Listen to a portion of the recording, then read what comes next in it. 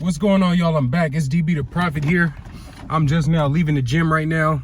Just ran a quick 5K on Sunday. No lifting for me today. But that's not what this video is about. This video is about overcoming lust. How to win the battle with lust over your lifetime.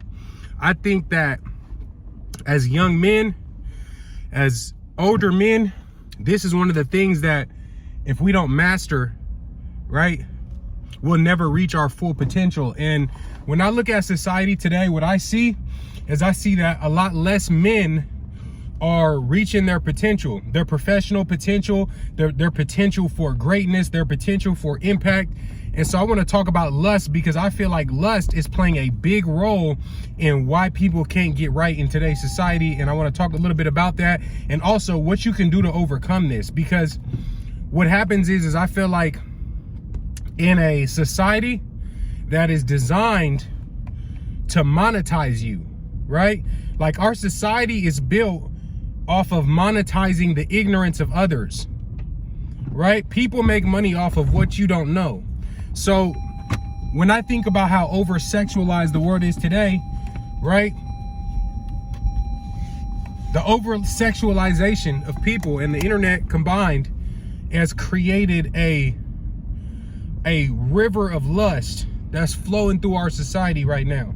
And I've realized this within myself because when I was a younger man, when I was between the ages of, let's say, 16 and 25, you know, it's like what the Bible says. When I was a child, I thought like a child. But when you become a man, right, you have to put away childish philosophy, childish principles, right, childish pursuits. And some people don't realize how powerful our sexual energy is. Some people don't realize the role that being able to harness and repurpose our sexual energy, how much of an impact that actually is going to make on our lives, on our outcomes. So we have to defeat this lust demon together. So we're going to talk about that a little bit. Hold on one second, y'all. Let me just make sure I'm not hitting nobody. I'm driving right now. I got my phone propped up. I'm not holding the phone. So give me 1 second. But like I was saying, you know, it's very interesting because you have to be more weary today than you had to be in the past. And the reason is, like, in 2025, porn is normal. Porn is normal. The sex industry is normal. It's more normalized than it was. And it's not, I'm not saying that it wasn't around when I was younger. Obviously it was. You know, prostitution is the oldest profession in the world. And to some degree, it's really just the law of fair exchange at work between men and women. But releasing an orgasm is more critical for a man than for a woman. For example, when a man's motivation is based on his sexual energy. So like if you'll notice, people who are able to discipline themselves or refrain from sexual activity for longer periods of time, right? And if you look at studies, there's even studies that show it's like when you haven't ejaculated, you're going to have more mental clarity. You're going to have a longer period of time that you can focus in on a task, because it takes a lot of your body's energy to produce life force, right? Because we got to really understand what an ejaculation is. An ejaculation is so powerful that it can fertilize a woman's egg and create life. So how powerful is that energy when it's harnessed correctly? I realize that we have to overcome lust and get a more stoic approach to our lives, and realizing, you know, the easiest way to overcome lust is to truly realize what is important in life.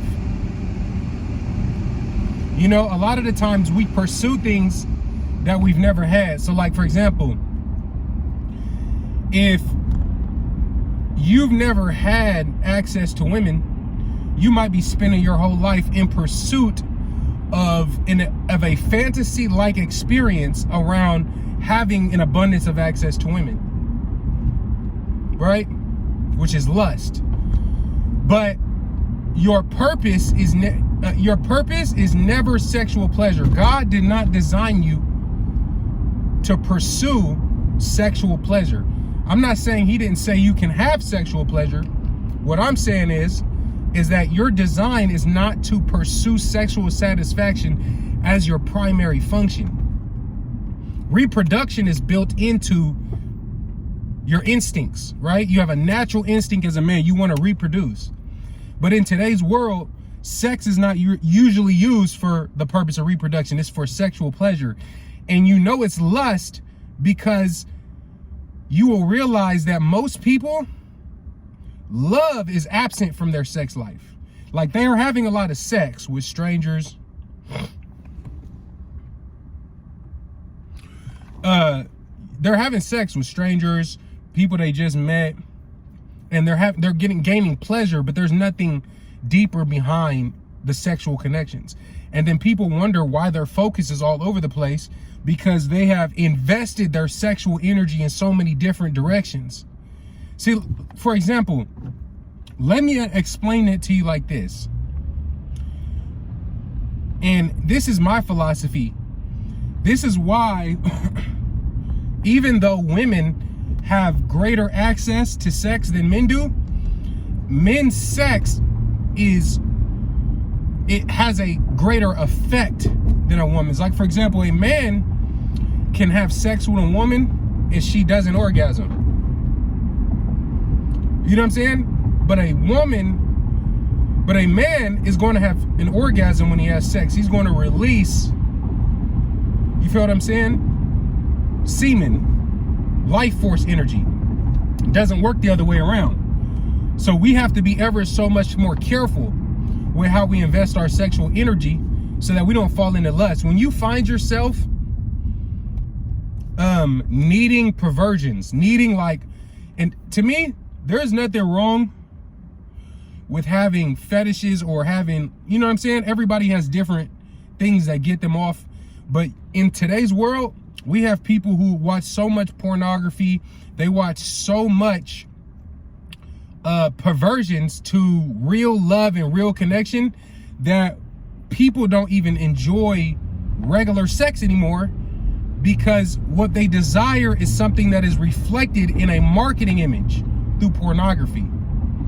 And so if you realize and you replace some of that desire with some disciplines that are actually going to benefit you, adding in 45 minutes a day of reading, adding in, you know what I'm saying, 60 to 90 minutes of exercise, putting away time to cook, to clean, to do the simple things that maintain the best parts of your life, the parts of your life that you value. Being invested in spending time with your family, with your loved ones. These are the things that help to remind you of what's valuable in life, because I have seen so many people lose the things that were actually valuable, chasing things that were momentary pleasures. So I know that if you're watching this video and you see this video in the future, I know at least one person that sees this video at some point is going to realize, you know what? Before I lose something valuable to me, let me get my mind under control. Let me get my desire under control, because desire leads to attachment, and attachment leads to suffering, right? There's an ancient Buddhist philosophy that talks about how attachment leads to suffering, because when we attach ourselves to things and we start to feel like we need certain things that are not fundamental to a quality life, that is how we get tricked into the deception, right? Like, there's nothing wrong with getting a job that pays well, as long as it doesn't lead you down the path of the deception, as long as it doesn't lead you down to a path where you've now lost motivation to fulfill your purpose, and now all of your energy is in pursuit of achieving higher material status in this world, right? We've got to control our lust, because we talk about what I call sexual lust, but there's also what I would call material lust. Sometimes we get so influenced by the culture, by pop culture, by trends, by viral video clips, that we start to change what makes us happy and what we want our lives to look like, and we try to meet a standard that's being set for us by the propaganda machine that is the media, that wants to feed your consumer behaviors, that wants to feed the habits that keep you poor and in debt. There's so many people out there whose minds have been manipulated by lust, by the lust for material things, that they have failed to save the money that they've earned because they're now living in a residual debt to pay for things so that they can have the status and the influence that comes with certain material items. Then, like for me, I've had a lot of material things in my life, and I've lost a lot of material things in my life. And I realized that focusing all of my pursuits on those things, when I lost those things, it allowed me to realize that they weren't as valuable as I thought that they were. I had put way too much stock into making my life about making sure I had those things. And it's like we all have some forms of internalized self-esteem issues that in order for us to fulfill our purpose, we have to overcome the darker traits that represent things that have happened to us in our past and some of the worst experiences that we've gone through. So I said that to say it's time for all of us to heal from lust. And you'll be so much happier when you realize what's really going on and what they're trying to do to your mind to make you believe that you need to consume more. All the meanwhile, the rich, they borrow against assets. They rent cars. They rent wardrobe. And they present a persona, a brand that has actually manipulated your mind in a way to where it is now shaping your perception about the world around you, and it's shaping your beliefs, which change your actions. And that is how they control you. I know that's right, right? So very quickly, again, realize what's important, right? Like I want to give you a couple of things. Like if you think something is missing in your life right now and you feel unfulfilled, I just want to let you know. What the hell? I just want to let you know that alcohol is not going to heal your heart. That alcohol is not going to make you feel better. That weed is not going to make you feel better.